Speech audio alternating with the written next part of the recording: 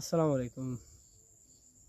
বিগত কয়েকদিন আগে একটা ভিডিও আপলোড দিয়েছিলাম যে সিলেট যে অবৈধ যে রিক্সা বা অটো রিক্সা উচ্ছেদের বিষয় নিয়ে যে আসলে এরা যে জীবিকা নির্বাহের একটা উদ্যোগ বা উৎসাহর একটা স্থান, যে কেউ প্রত্যেকটা গ্রাম ও প্রত্যেকটা অঞ্চলও দেখা যায় কয়েকশো এখন এরিয়াত কয়েকশো গাড়ি থাকে, যা গরিব অসহায় বা বেকার মানুষের লাগি বালা বা কর্মসংস্থানের একটা প্রধান উদ্যোগ বর্তমান অবস্থায়।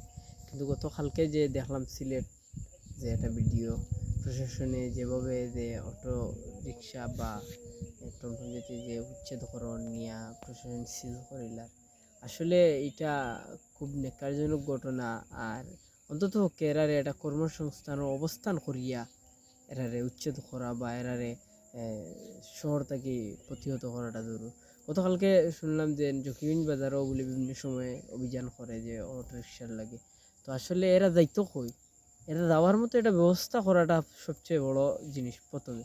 পরে এরারে তো ছাড়াই দেবাটা রাষ্ট্রর বা সরকারের নিয়ম ছিল যে এরা ও স্থানও যাইতো, ও স্থানে গিয়া বসতি করতো, এরকম একটা অবস্থান করাটা জরুর আছিল। কিন্তু এটা না করিয়া এরারে করার, আসলে এইটা থেকে আমরা দেশের অর্থনীতি বা দেশের বিভিন্ন সমস্যা দেখা দেয়।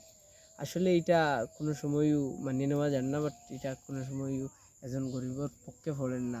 সরকারে যা কাজ করে এটা একদম গরিবর গরিবর লাথি মারা।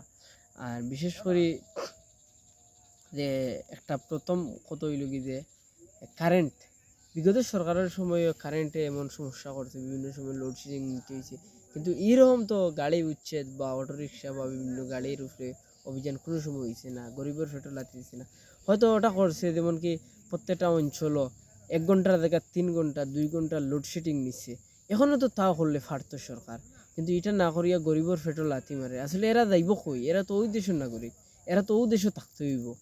এটা আসলে ঊর্ধ্বতন কর্মকর্তা বা সচেতন মহল এটা নিয়ে কঠোর অবস্থান করাটা দরকার, এবং যাতে অসহায় বা গরিব মানুষের লাগে একটা কর্মসংস্থানের আগে সরকারিভাবে ব্যবস্থা করা হয়, পরে এই বিষয় নিয়ে উদ্যোগ দেওয়া হয়। আসসালামু আলাইকুম।